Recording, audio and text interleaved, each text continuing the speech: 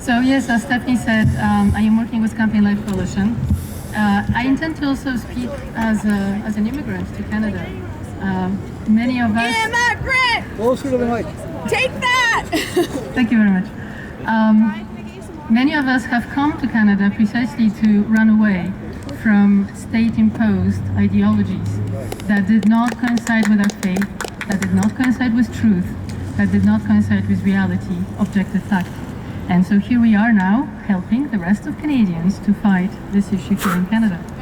I would like to share with you some comments that a colleague of mine that has more experience speaking on these issues and has collected, I think, a number of very interesting observations concerning specifically the sex education program. Can't hear. Yeah. Okay. I'll try to speak louder.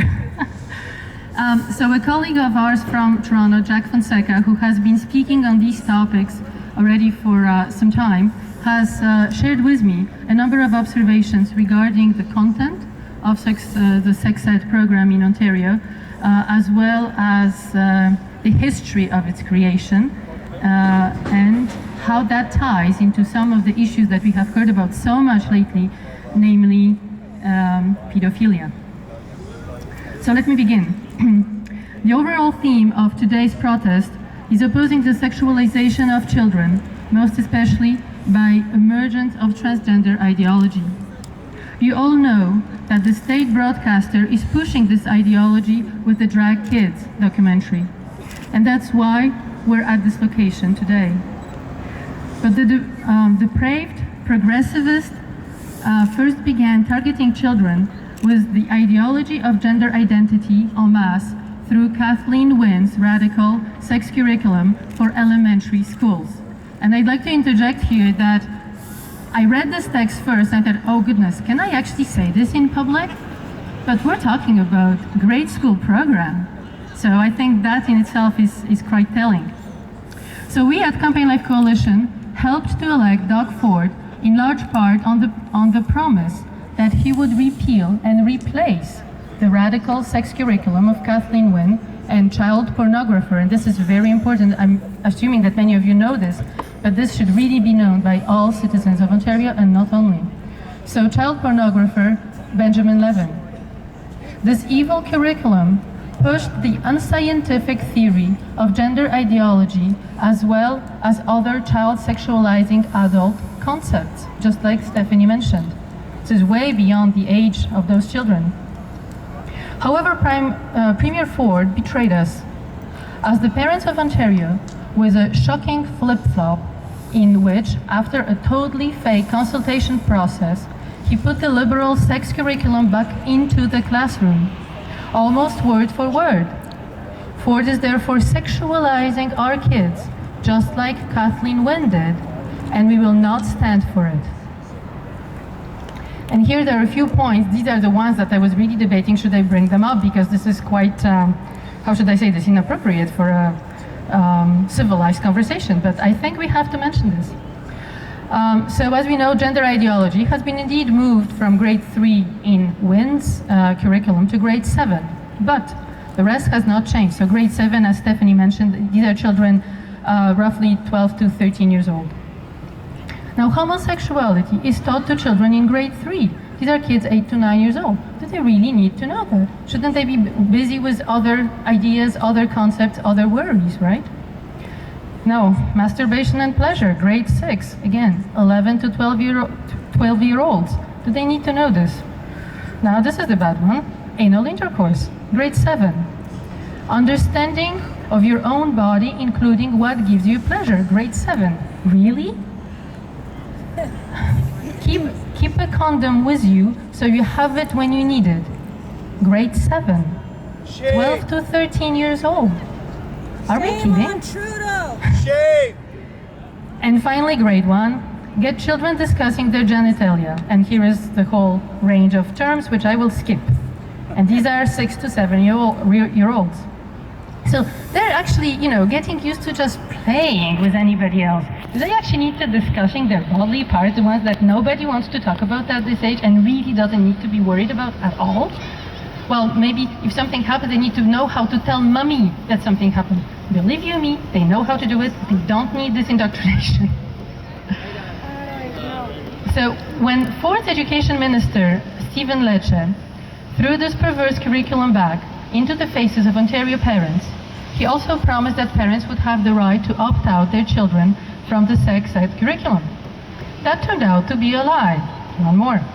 Multiple school boards have since clarified that they will not give parents advance notice of lessons on transgenderism or homosexuality, nor will they allow parents to withdraw children from those lessons should they find out via other means when these topics are discussed. The school boards are justifying their suppression. Should we wait? Yeah. Okay, let's Just wait. Yeah. Rewind one sentence. It's very good.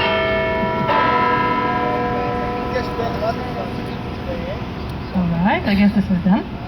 So the school boards are justifying their suppression of parental rights by claiming that transsexualism and homosexuality are human rights issues, and therefore, human rights issues, and therefore beyond the reach of parents to have a say in how or when their children are brainwashed.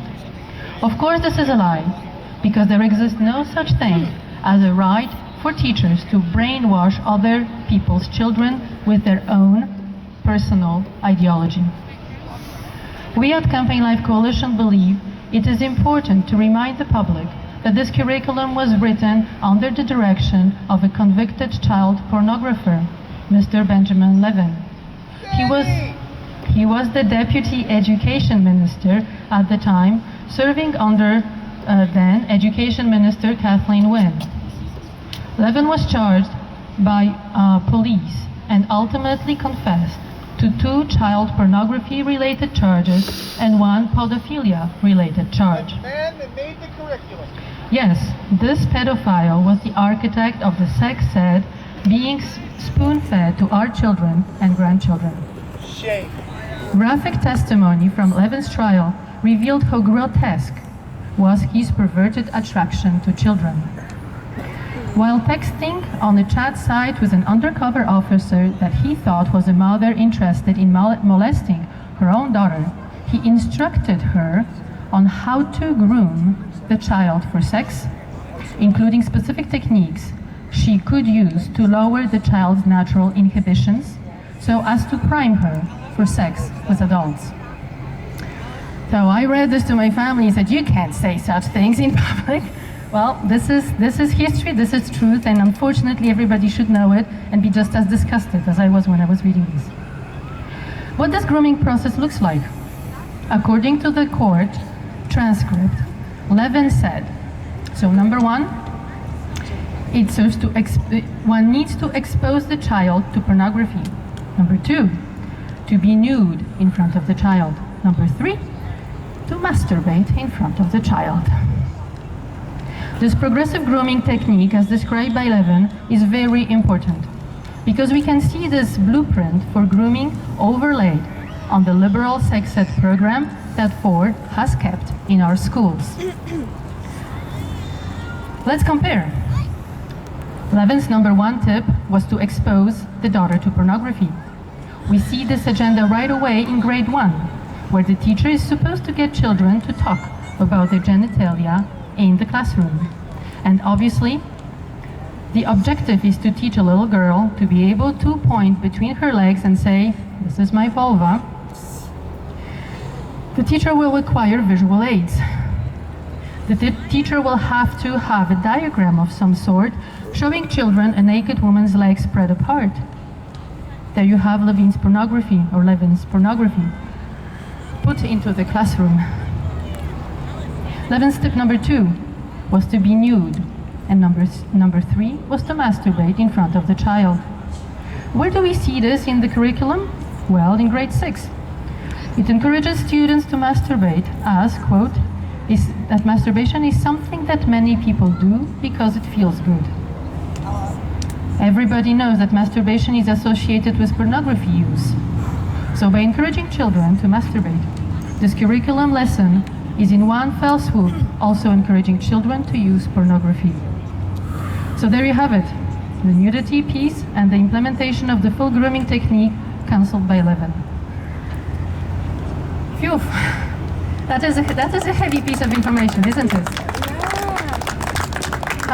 So I had another little comment prepared, more based, as I said, on my personal history, the history of the country I come from. I'm not going to put you through the whole thing. I think perhaps at this point, maybe if we need more speakers, I can get back to it later. I have it written down. But the idea is that we have here an ideology that is a continuation of what we have seen during the Second World War, for example. The two ideologies, the Nazi Socialist Germany ideology and the Bolshevik Communist Russia ideology, the goals of which were to create a new human being and a new society, completely cut off from all the principles and virtues that have been taught to children so far by the community, by their religious community, and by the family. And so this program that completely opposes the values that most parents in Ontario, and in fact around the world, want to transmit to their children is exactly that, cutting them off from family, church, and community to make them into new people and make out of them a new society. Thank you very much.